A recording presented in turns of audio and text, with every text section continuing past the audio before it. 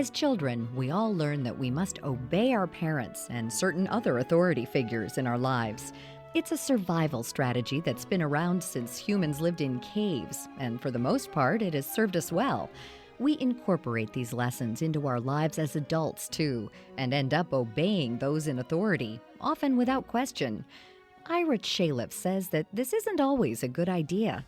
Chaliff is the founder and president of Executive Coaching and Consulting Associates in Washington, D.C.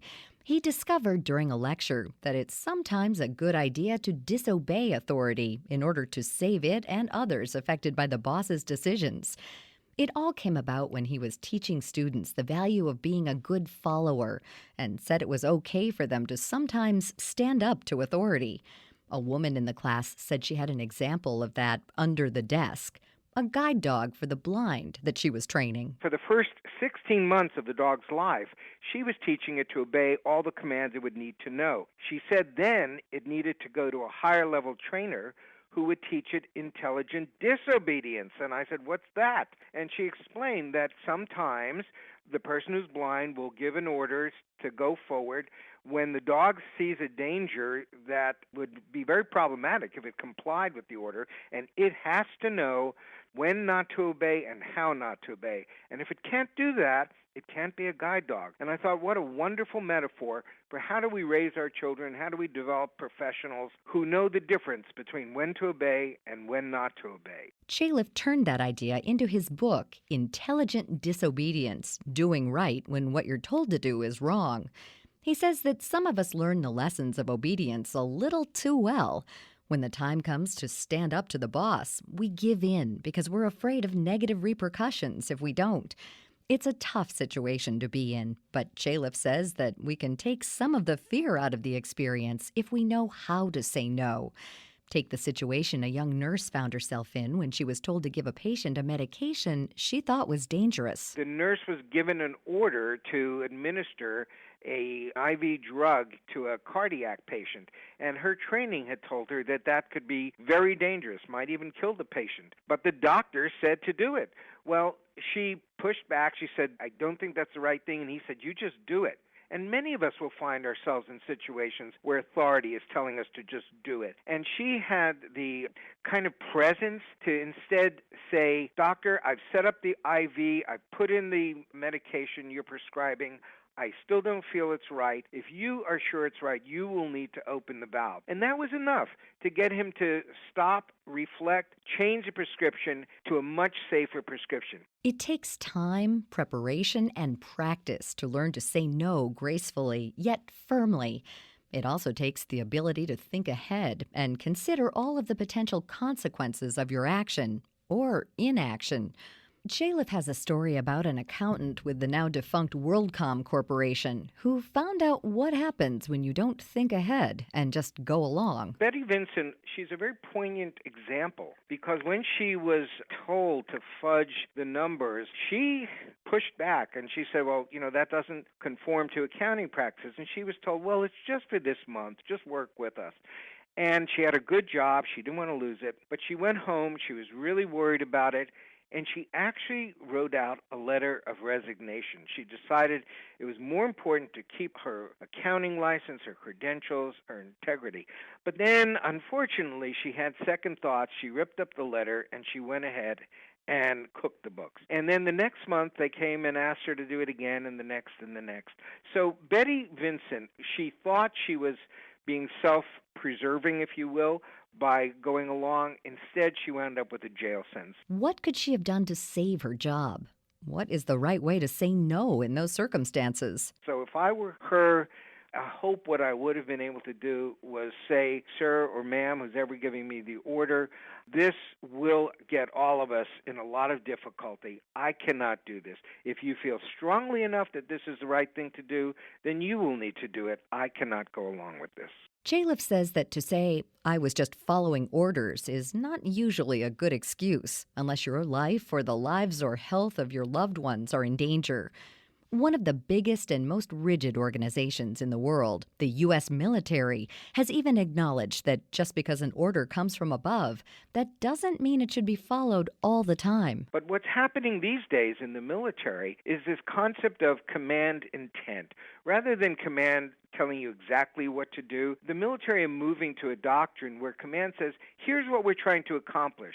You figure out the best way to do it, the best way to accomplish the goal with minimized casualties to your troops.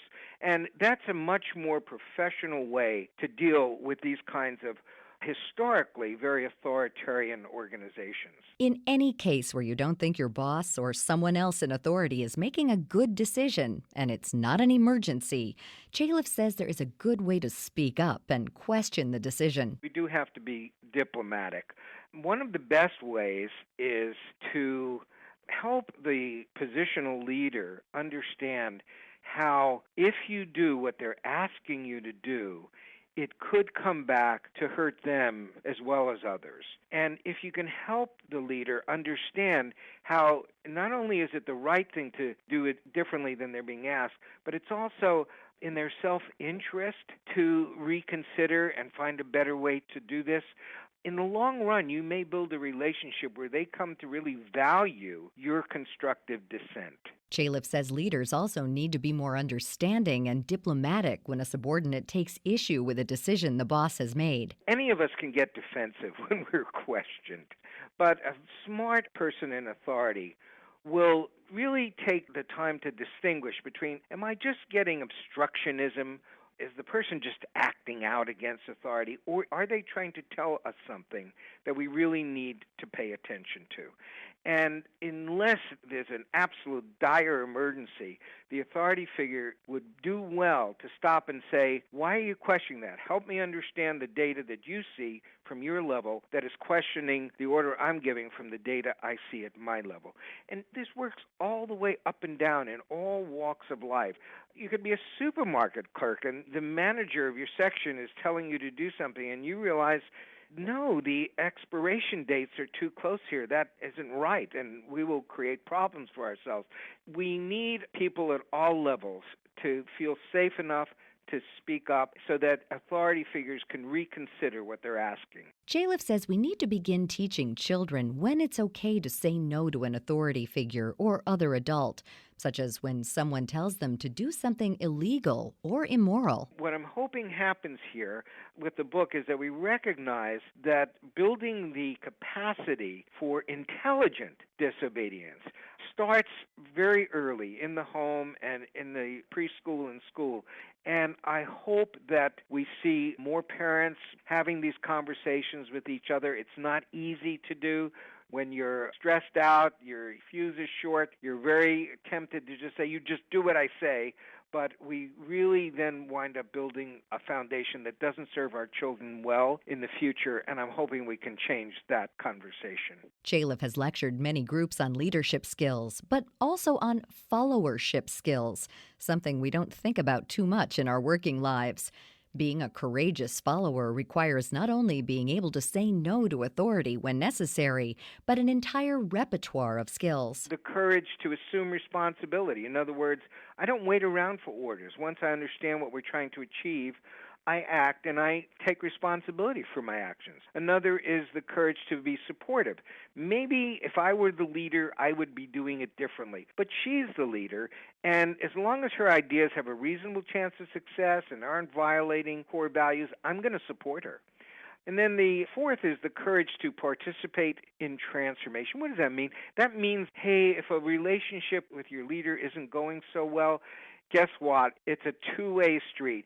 So rather than just pointing the finger at him or her, look at yourself and say, what is it that I'm doing that's contributing to this relationship not being as good as it could? I have control over that more than the other's behavior. And the last is the courage to take a moral stance. If what you're being asked to do really is crossing a line, then you have a range of options to make sure you don't become complicit with an unethical, illegal order. Of course, when you challenge authority figures, there's no guarantee that it will change their minds or that there will be no negative repercussions to your life or career. But Chalif says you'll likely have more success if you say no in an intelligent and reasoned way. To find out how, you can pick up Ira Chalif's book, Intelligent Disobedience, in stores and online. You can also visit his website at intelligentdisobedience.net. You can also visit our site at viewpointsonline.net for more information about all of our guests. You'll find archives of past programs there and on iTunes and Stitcher. Our show is written and produced by Pat Reuter. Our production directors are Sean Waldron, Reed Pence, and Nick Hofstra. I'm Marty Peterson. Moms know good nutrition is essential for their child's health, but many children aren't getting enough of the nutrients they need. That's why this back-to-school season, she's making sure her kids are fueling up with good-for-you foods like milk. Registered dietitian Holly Granger shares advice for kicking off the school year with healthy habits. Milk is the top food source for calcium, vitamin D, and potassium, 3 of the 4 nutrients most likely to be missing from kids' diets. And an 8-ounce glass of milk delivers 8 grams of protein that helps kids feel full and focused. In fact, it's hard for kids to get the nutrients they need to grow up strong without milk in their diets. As a mom, I serve my own kids milk because it's packed with 9 essential nutrients in each glass. It's a delicious, easy, and affordable way to give kids the nutrition they need. Milk is a choice you can feel good about serving your family. All varieties are wholesome, highly regulated, naturally nutrient-rich, and minimally processed, making milk one of the safest foods you can buy. Find out more at milklife.com.